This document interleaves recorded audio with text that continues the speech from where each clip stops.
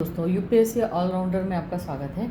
चलिए आज शुरू करते हैं भारत में लेटेराइट मिट्टी का वितरण और कृषि के लिए इसका विशिष्ट उपयोग, है ना। इसका हमको डिटेल में डिस्क्रिप्शन करना है ना। तो सबसे पहले समझ लेते हैं इसकी परिभाषा। तो लेटेराइट मिट्टी एक विशिष्ट प्रकार की मृदा है जो अधिक वर्षा वाले उष्णकटिबंधीय क्षेत्रों में पाई जाती है।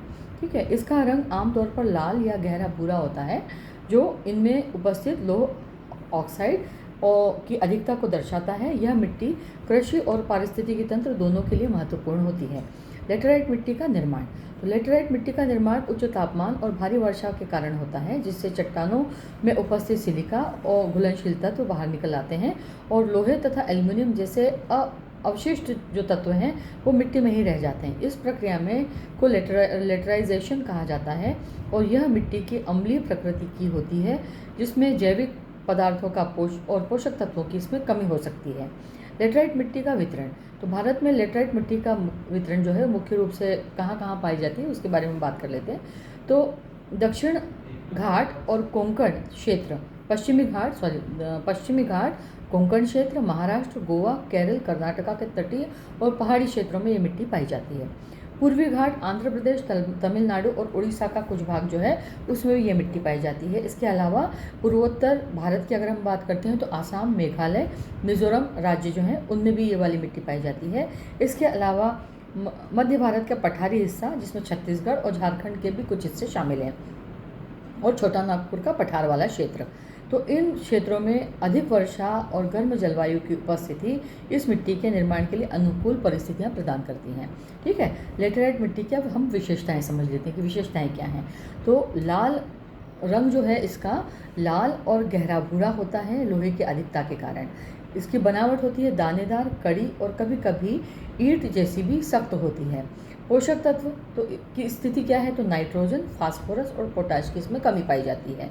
प्राकृतिक जल धारण की जो क्षमता है तो कम से मध्यम होती है। और उर्वरकता की अगर हम बात करते हैं तो सामान्यतः कम, लेकिन उचित प्रबंधन से ये कृषि योग्य बन जाती है। ठीक है, अब कृषि में लेटेराइट मिट्टी का उपयोग। तो हालांकि यह मिट्टी स्वाभाविक रूप से बहुत उपजाऊ नहीं होती, फिर भी विशिष्ट फसलों के लिए ये उपयुक्त होती है। उचित उर्वरक, सिंचाई और भूमि संरक्षण के उपायों के द्वारा इसका कृषि उपयोग बढ़ाया जा सकता है। मुख्य फसलें क्या क्या होती हैं इसमें, तो चाय, जैसे केरल, कर्नाटक, असम और पश्चिम बंगाल का भाग अगर अपन लें तो वहाँ पे चाय का उत्पादन होता है। कॉफ़ी का उत्पादन होता है विशेष रूप से कर्नाटक और केरल के पहाड़ी क्षेत्रों में। इसके अलावा काजू होता है गोवा, महाराष्ट्र और केरल में। अनानास की फसल होती है पूर्वोत्तर भारत में, और रबर केरल और कर्नाटका के कुछ हिस्सों में। इसके अलावा चावल, जो नीची ज़मीन है उन पर उपयुक्त जल प्रबंधन के साथ में चावल का उत्पादन भी होता है। बागवानी, तो लेटेराइट मिट्टी फलों की खेती जैसे अमरूद, केला, आम आदि के लिए भी उपयोगी होती है, बशर्ते सिंचाई और उर्वरकों का जो उपयोग है उर्वरकों का उपयोग जो है वो ठीक से उसका उपयोग किया जाए।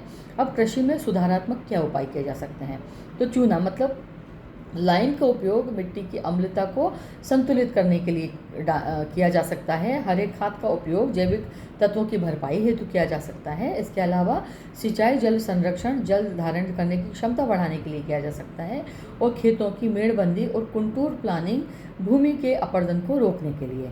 अब इसका निष्कर्ष क्या निकलता है, लेटेराइट मिट्टी अपने विशिष्ट रासायनिक और भौगोलिक गुणों के कारण भारत में उष्णकटिबंधीय क्षेत्रों में की कृषि के लिए महत्वपूर्ण उसमें स्थान रखती है। यद्यपि यह स्वाभाविक रूप से उपजाऊ नहीं होती, लेकिन वैज्ञानिक प्रबंधन और उपयुक्त फसलों के चयन के माध्यम से इसका सदुपयोग संभव है।